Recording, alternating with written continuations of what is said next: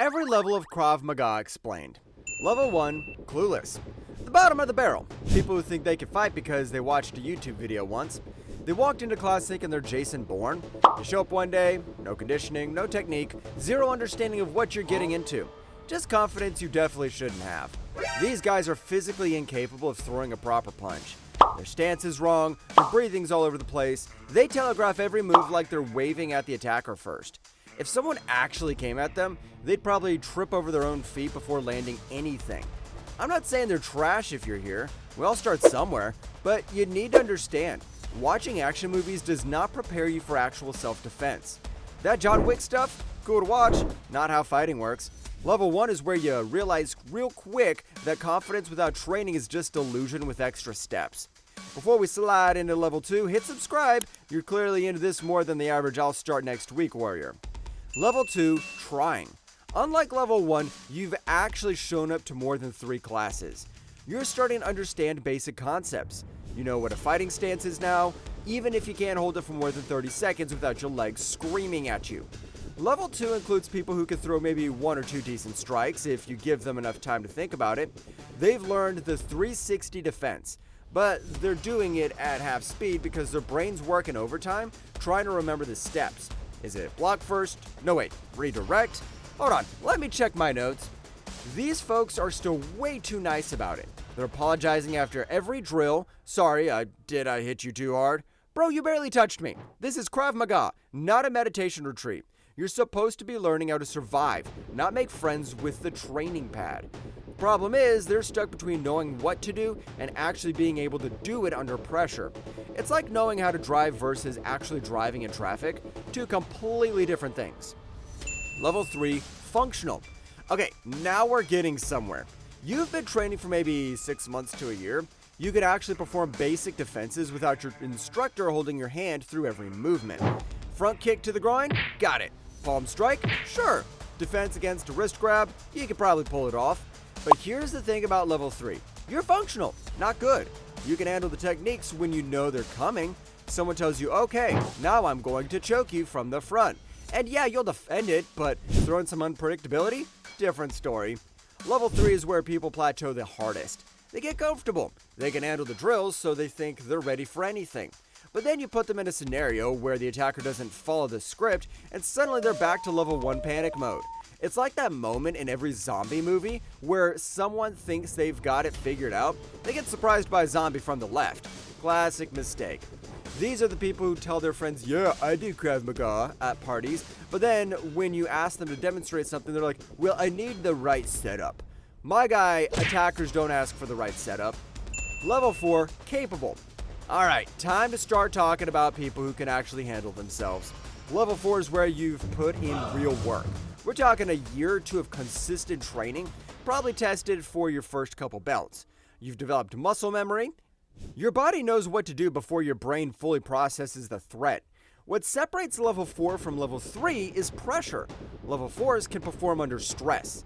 You can throw them into a scenario training with multiple attackers, weird angles, surprise weapons, and they'll work through it. Not perfectly, but they'll survive. They understand that Krav Maga isn't about looking cool, it's about getting home safe. These practitioners have learned the hard way that everything hurts more than you think it will.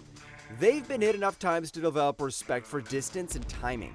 They've grappled enough to understand that the ground is not your friend. They've done enough conditioning to know that fights are exhausting and you better finish it quick. But level 4 still has blind spots. They're good at the techniques they've drilled 1,000 times, but throw them something outside their comfort zone, some technique they've only seen once or twice, and they're going to struggle. They're like a cover band that's really good at playing the hits but can't improvise worth a damn. Level 5, dangerous. Everyone from this level on is someone you do not want to mess with. Whether you like them or not, their skill is legit. They've been training for years, probably 3 to 5 minimum. They've tested for advanced belts, worked through complicated defenses against knives, guns, multiple attackers. Level 5 has seen enough situations to adapt on the fly. Give them a problem they haven't specifically trained for, and they'll apply principles from techniques they know and figure it out. They understand that Krav Maga is about problem solving under pressure, not memorizing choreography. Here's what's crazy about level 5. These people have usually taken some serious hits during training. They've been choked out, thrown around, hit hard enough to see stars, and they keep coming back. That's the mentality that separates this level from everything below it. It's not just physical skill anymore, it's mental toughness. The only thing holding level 5s back from being elite is consistency against the absolute worst case scenarios. They can handle most situations, but to put them up against a legitimately trained fighter who knows what they're doing, and it becomes a toss-up. They're good, real good, but not quite at that top tier yet. Level 6, Elite. This is where things get serious. Level 6 practitioners have dedicated a huge chunk of their life to this. 5 to 10 years of training, probably multiple black belt degrees, instructor certifications. These are the people teaching at gyms, running seminars, consistently refining their understanding of the system. What makes level 6 special is the depth. They don't just know techniques, they understand the why behind everything. They can break down the mechanics, explain the tactical decisions, and adjust on the fly based on the situation. They've drilled so much that techniques flow together naturally. There's no pause between defense and counterattack, it's all one continuous motion. Level 6s can spar with trained fighters from other disciplines and hold their own. Put them against a boxer, a wrestler, a jiu-jitsu guy, and they'll adapt their approach. They understand that Krav Maga takes elements from everything, and they've studied enough to know how to deal with different fighting styles.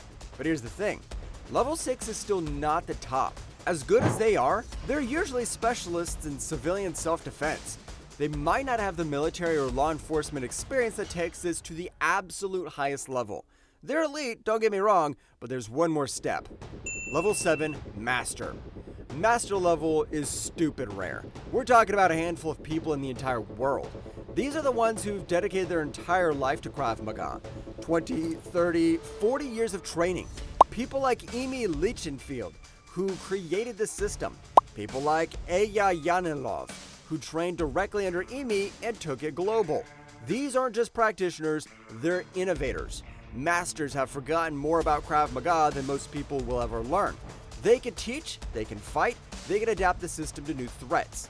They've trained military units, law enforcement, civilians, everyone. They've been in real situations where this training saved lives.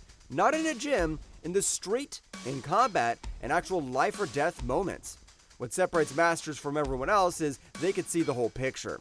They understand how the system works from every angle. They can take someone who's never trained a day in their life and turn them into a capable defender. They can take an expert, show them something they've never considered. It's not just physical skill at this point, it's wisdom. These people have earned their status through decades of dedication. They've shaped how the entire world understands self-defense. When historians talk about practical fighting systems 100 years from now, these are the names that'll come up first. That's a master. But if you're already into self-defense training, you need to figure out what kind of student you are. There are 7 types, and you're definitely one of them. But that's another video. Now, if you really enjoyed watching this video, then like it and consider subscribing to the channel, as we will bring up more anticipated and exciting content soon in this channel. I'll see you later.